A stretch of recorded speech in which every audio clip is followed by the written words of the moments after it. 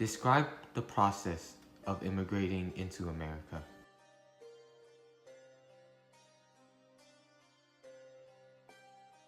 The tragic events that took place in the Vietnam War ruined the economy and infrastructure of the country, and were the impetus for many Vietnamese refugees to seek asylum in the United States.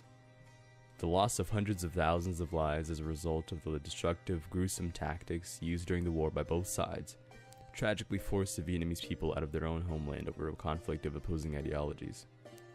As a result, the 4 decades that followed the war saw multiple waves of incoming Vietnamese refugees in the United States.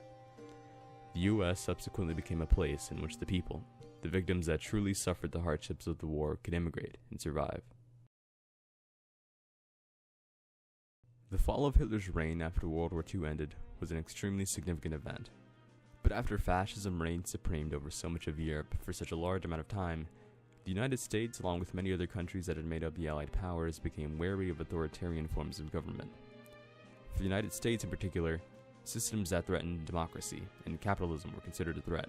The time period that saw the Vietnam War take place was plagued by staggering tensions between many Western powers who were for democracy and Eastern powers who pushed for communism.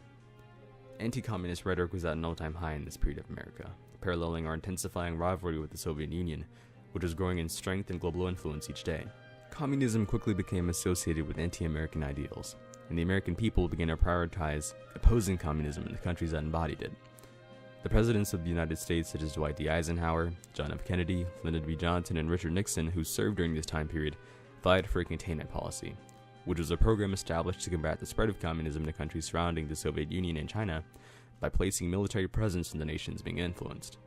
So when those two powers began to plant the seeds of communism in North Vietnam, the United States, along with many other anti-communist nations, provided support for South Vietnam's resistance. The earliest blatant example of this being in 1956, when the USMAAG, or the United States Military Assistance Advisor Group, assumed responsibility for training South Vietnam's forces.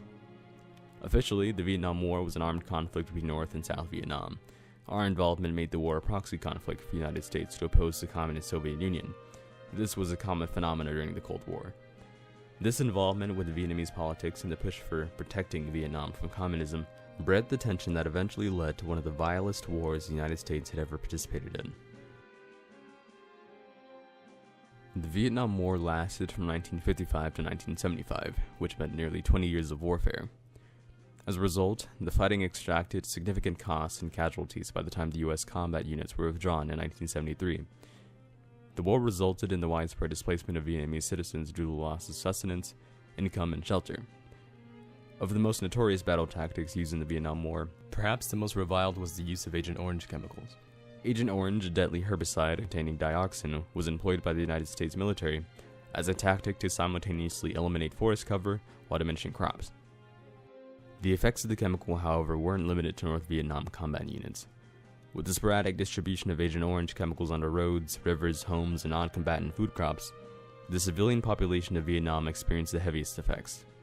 The United States sprayed over 20 million gallons of herbicide, primarily Agent Orange, over millions of acres in Vietnam over the period of about a decade, as this specific program of chemical warfare, codenamed Operation Ranch Hand, lasted from 1961 to 1971.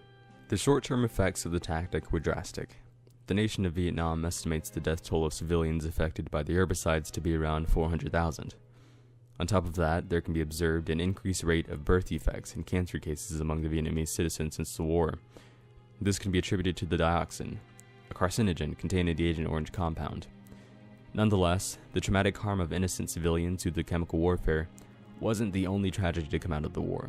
Much of the death and destruction resulted from bombings, as the United States deployed more than twice the bombs they had used during World War II, except these bombings were all in an area about the size of California. More notably, there also occurred a series of massacres.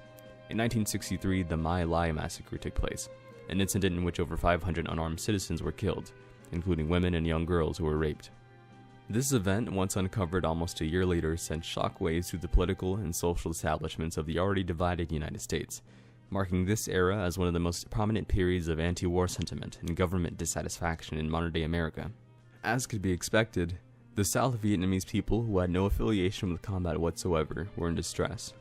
They had become refugees within their own homeland, a result of a war with which most of them wanted nothing to do with. Resultantly, many Vietnamese decided to leave the rural villages of the countryside that had become battlegrounds between the Americans and the Viet Cong, and settled in more urban areas. But the tens of thousands of migrants who had moved into the cities learned quickly that their new environment would have insufficient housing, sanitation, and jobs. These conditions turned many cities into slums, in which Americans more often than not were significantly more wealthy than the South Vietnamese, who were tempted to turn to crime as a survival instinct. In layman's terms, the war effectively ruined the social and economic infrastructure of Vietnam, specifically in the South, where most of the heavy fighting took place. As a result of it, many people found it better to leave, to immigrate into other countries, leaving behind generations of culture and identity, breaking apart families and communities in search of a better life.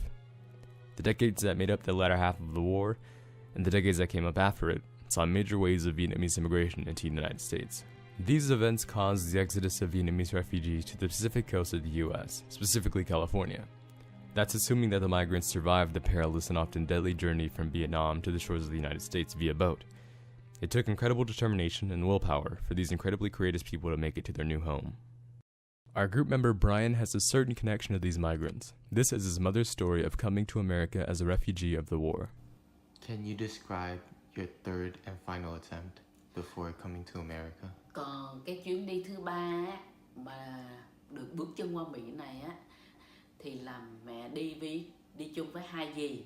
Thì lúc đó mẹ mới có 9 tuổi. Một dì á, thì là 6 tuổi, một dì á, thì là 5 tuổi. Mẹ phải dắt hai dì 6 tuổi và 5 tuổi đó mà để đi vượt biên. Mà khi đi vượt biên á, thì coi như là chuyến đi này rất là khó khăn. Vì chuyến đi này là đi chung với cái người chủ tàu luôn. Là họ nói là họ chỉ có đi thôi chứ không có trở về. Cho nên là biết là chuyến đi này là không có trở về mà gặp ba mẹ nữa. Thì đi được 1-2 ngày đường á, thì rất là nhớ ba má ở nhà. Rất là nhớ người nhà. Đi cho tới lúc mà được 4 ngày đường á, thì là hết thức ăn, cho nên phải tiết kiệm. Cho nên những cái gói mì đó trước tiên á, là còn xăng dầu nhiều á, thì là họ trộn với xăng dầu để cho nó nở ra, rồi múc cho mọi người một chén nhỏ đó mà ăn để cầm đói. Rồi á, là khát nước á, thì là phải múc cái nước biển đó mà uống nhiều ngày, uống mà trong vòng 1 ngày 2 ngày á, thì nước biển nó rất là mặn, rất là khát nước. Mà đi suốt 4-5 ngày như vậy á, thì không có cái trời mưa. Cho nên á, ai cũng đạo Chúa thì cầu theo Chúa, ai đạo Phật thì cầu theo Phật.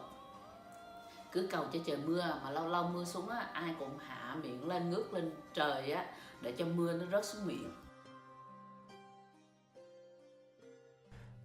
As a result of the influx of the refugees, in the US there was a surge in the coastal population of California as hundreds of thousands of refugees immigrated from various parts of Indochina. Unfortunately, refugees who managed to reach the States still faced adversity in the form of the xenophobia and racism of the time period. Nonetheless, during this era, the population of Vietnamese immigrants in the United States grew until they made up the fourth most prominent Asian group in the United States. Có được thành công cho tới ngày hôm nay, thì dầu gì đi nữa mẹ cũng cảm ơn. Mẹ cảm ơn cái nước Mỹ cưu mang những người tị nạn giống như mẹ và tất cả những người ở những cái nước khác mà họ đi tị nạn vào nước Mỹ. Nước Mỹ cũng giống như là một cái nước quê hương thứ hai của những người tị nạn. Cho nên cũng là thành thật là cảm ơn cái nước Mỹ này phải cưu mang những người mà tị nạn. The Vietnamese people who lost their homes and way of life learned what seems to be a universal truth throughout the thousands of years of human history. With war comes tragedy. Still, a number of those affected managed to escape what was left of Vietnam and instead flourished in other nations. Those came out to be triumphant against the wrongdoings that they faced, and preserved a culture that was almost extinguished in the wreckage of warfare.